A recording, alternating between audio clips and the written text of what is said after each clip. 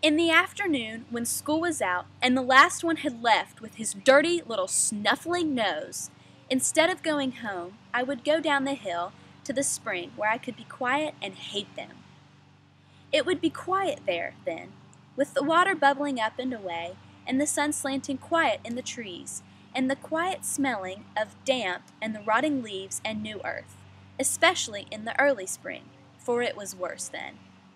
I could just remember how my father used to say that the reason for living was to get ready to stay dead a long time.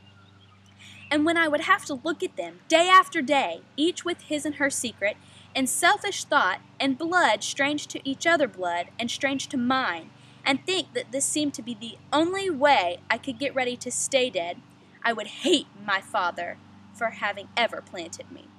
I would look forward to the times when they faltered, so I could whip them. When the switch fell, I could feel it upon my flesh. When it welted and ridged, it was my blood that ran, and would think with each blow of the switch, now you are aware of me. Now I am something in your secret and selfish life, who have marked your blood with my own forever and ever.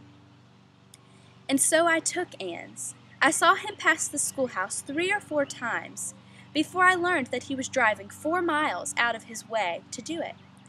I noticed then how he was beginning to hump, a tall man and young, so that he looked already like a tall bird hunched in the cold weather on the wagon seat.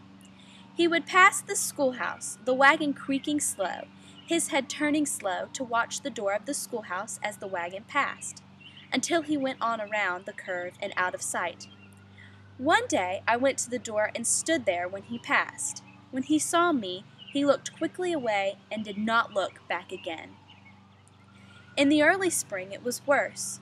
Sometimes I thought that I could not bear it, lying in bed at night, with the wild geese going north and their honking coming faint and high and wild out of wild darkness, and during the day it would seem as though I couldn't wait for the last one to go, so I could go down to the spring.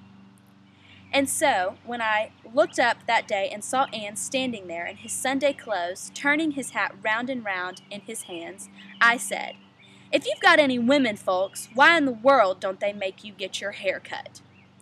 "I ain't got none," he said. Then he said, suddenly driving his eyes at me like 2 hounds in a strange yard, "That's what I've come to see you about."